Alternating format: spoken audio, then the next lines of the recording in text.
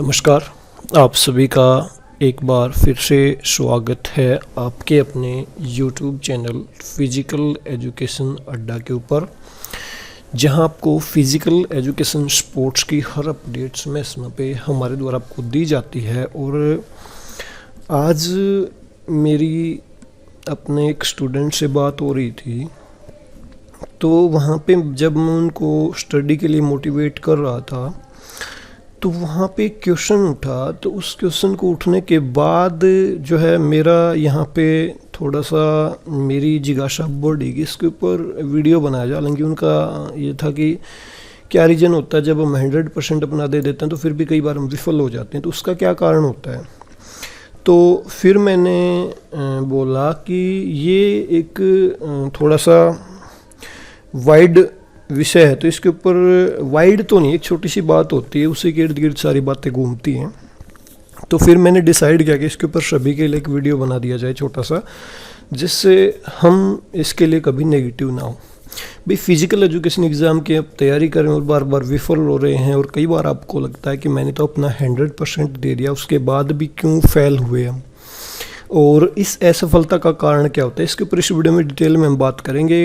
मैं इसके ऊपर डिटेल में बात शुरू करूं उससे पहले आपसे एक रिक्वेस्ट करना चाहूँगा कि आप इस चैनल पे पहली बार विजिट कर रहे हैं तो चैनल को सब्सक्राइब करके बेल आइकन को प्रेस कर दें, क्योंकि यहाँ पे फिजिकल एजुकेशन की कोई भी अपडेट आपकी मिस नहीं होती है, टाइम टू टाइम आपको दी जाती है। इसके अलावा वीडियो के डिस्क्रिप्शन में 3 लिंक हैं, तीनों के द्वारा आप हमसे जुड़ सकते हैं। अब सबसे बड़ी बात तो ये है कि किसी को भी अपने 100% का दरअसल पता ही नहीं होता कि हमारा 100% होता क्या है। आप ये कैसे डिसाइड कर सकते हैं कि हमारी लिमिटेशंस ये आ गई, या तो आप ऐसे डिसाइड करते हैं कि आपके दिमाग में बहुत सारी चीज़ें स्टोर हो चुकी हैं, अब इससे ज़्यादा चीज़ें स्टोर नहीं हो सकती, तो now what we can do.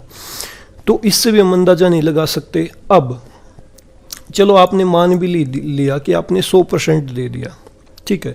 100% देने के लिए आपने कितनी बुक्स का यूज़ किया, वहाँ पे सारा खेल शुरू होता है। और सारा खेल जो होता है, जिसको आप किस्मत का नाम देते हो ना कई बार, कि मैंने ये क्वेश्चन तो पढ़ा ही नहीं था, ये पेपर में आ गया, मेरी तो किस्मत ही खराब है, वो सारा खेल होता है प्रोबेबिलिटी का, संभावना का। आप कितनी संभावनाओं को पढ़ते हैं, उनमें से कितनी संभावनाएं आती हैं। दरअसल आप जिसको किस्मत का नाम देते हो वो एक प्रकार की होती है प्रोबेबिलिटी किसी भी चीज़ के घटने की। आपने फॉर एग्जांपल किसी भी राइटर की बुक पढ़ी, उसमें आपने 2000 क्वेश्चंस को कवर किया ऑब्जेक्टिव टाइप को, तो उन 2000 में से कितने क्वेश्चंस की आने की संभावना है, दरअसल आप उन संभावनाओं को पढ़ रहे हो। इसीलिए मैं एक चीज़ अपने स्टूडेंट्स हों या कई बार वीडियो में स्टडी से रिलेटेड जब बात करता हूँ तो मैं कहता हूँ कि हमें मैक्सिमम संभावनाओं को पढ़ना है जहाँ से एग्ज़ाम में आ सकती हैं बातें। अब जो जितनी ज़्यादा मैक्सिमम संभावनाओं को पढ़ता है उन्हीं का एग्ज़ाम क्लियर होने की संभावना बढ़ जाती है, क्योंकि आपने सिर्फ 2000 क्वेश्चंस पढ़े हैं, दूसरी तरफ वही बच्चा डिस्क्रिप्टिव भी पढ़ के जा रहा है। इसके अलावा उसी बच्चे ने 5000 क्वेश्चंस भी कवर कर रखे हैं ऑब्जेक्टिव टाइप, तो आपसे ज़्यादा संभावनाओं को वो पढ़ के जा रहा है, तो फिर उसकी वहाँ पे संभावना आपसे ज़्यादा है, वो आपसे ज़्यादा प्रबल दावेदारी उस चीज़ की रखता है एग्ज़ाम के अंदर पास होने की। अब ये मैंने सिर्फ यहाँ पे ऑब्जेक्टिव टाइप क्वेश्चंस का एग्जांपल दिया, इससे आप ऐसे भी कोरिलेट मत करें कि एग्जाम में ऑब्जेक्टिव टाइप क्वेश्चंस पढ़ के चले जाएं। मैंने एक चीज़ और कही है कि आपने 2000 क्वेश्चंस पढ़े हैं, लेकिन दूसरा बच्चा 5000 ऑब्जेक्टिव टाइप क्वेश्चंस के साथ साथ कंसेप्ट को भी डीप में पढ़ के जा रहा, तो मतलब वो आपसे हज़ारों गुना ज़्यादा संभावनाओं को पढ़ के बैठ रहा। आपने 2000 क्वेश्चंस कवर किए, उससे बेटर संभावना है, तो वो डिस्क्रिप्टिव वे में पढ़ के पहले ही आपसे आगे हो चुका है। क्योंकि ऑब्जेक्टिव टाइप क्वेश्चंस में कंसेप्ट, हर कंसेप्ट से रिलेटेड क्वेश्चंस नहीं आता है, बहुत सारे कंसेप्ट फिर भी छूट जाते हैं। कंसेप्ट के एक टॉपिक से कोई एक क्वेश्चन उठाया जाता है, तो कंसेप्ट 20 संभावनाओं को कवर करने का एक तरीका होता है, प्लस आपने कितनी ऑब्जेक्टिव टाइप बुक से उन चीज़ों की स्टडी की है या ऑब्जेक्टिव टाइप क्वेश्चन से प्रैक्टिस की है। क्योंकि कई बार हम जिन टॉपिक्स को पढ़ते हैं उन टॉपिक से ऐसे क्वेश्चंस भी आ जाते हैं कि वो टॉपिक की डीप बात को हम नहीं पकड़ पाते, उस डीप जो बात होती है उस टॉपिक में वो ऑब्जेक्टिव टाइप क्वेश्चंस में कवर हो जाती है। तो सारा खेल जो आप कहते हो ना कि 100% तैयारी, आपने अपना 100% सिर्फ 2000 क्वेश्चंस पे दिया या लिमिटेड कंटेंट के ऊपर दिया। आपको मैक्सिमम संभावनाओं को पढ़ने के लिए 100% लेना है, ना कि एक स्पेसिफिक छोटे से एरिया को। जितना ज़्यादा वाइड एरिया आप कवर करोगे उतनी ही संभावना आपकी प्रबल होती जाएगी, उतनी ही ज़्यादा आपकी दावेदारी बढ़ती चली जाएगी। तो इस कंसेप्ट को जिस दिन आप समझ लोगे ना, उस दिन आप नाकामयाब नहीं होगे भाई, ये मैं लिख के दे सकता हूँ। इसीलिए मैं बार बार बात करता हूँ कि आपको कोई भी बुक नज़र आती है, फिजिकल एजुकेशन की कोई भी नई बुक आती है, उसको आप बाई कीजिए, अपने पास रखिए और उसमें नई संभावनाओं को तलाशिए। उस बुक को कवर करेंगे तो आप थोड़ा सा और अपनी संभावनाओं को बढ़ा रहे हैं। और सारा खेल किस्मत का कुछ नहीं होता, सारा खेल इसी बात पे डिपेंड करता है, सारा खेल कि आपने कितनी बातों को वहाँ पे कवर किया है। तो इन चीज़ों को अगर आप समझने लगेंगे तो इजीली आप हर एग्ज़ाम को कवर कर सकते हैं, हर एग्ज़ाम को क्रैक भी कर सकते हैं। तो अपनी संभावनाओं की लिमिटेशन को बढ़ाइए और आप 100% सिर्फ एक बुक तक सीमित होकर आप ये नहीं कह सकते कि 100% दे दिया, क्योंकि आपके 100% की कोई लिमिट नहीं है।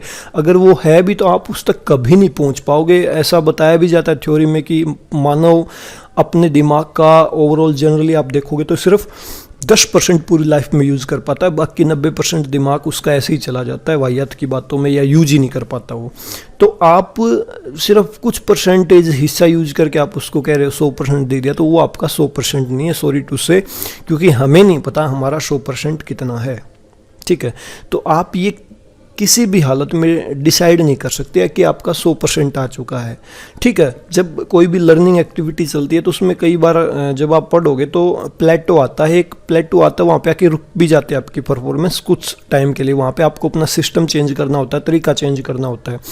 तो आपको वहाँ पे वो चीज़ चेंज करने की ज़रूरत होती है, ना कि ये सोच के कि मेरा तो 100% आ गया, अब नई लर्निंग ही नहीं हो रही, या आपके पास कोई एक स्पेसिफिक बुक है, उसको पढ़ने के बाद मैंने तो इसमें से सब कुछ पढ़ लिया, फिर भी पेपर में नई बातें कहाँ से निकल आई। तो वो सारी बातें वहीं से शुरू होती हैं और वहीं पे जाके ख़त्म हो जाती है, संभावनाओं पे जाके, चाहे कहीं से घूम फिर के चले जाइए आप।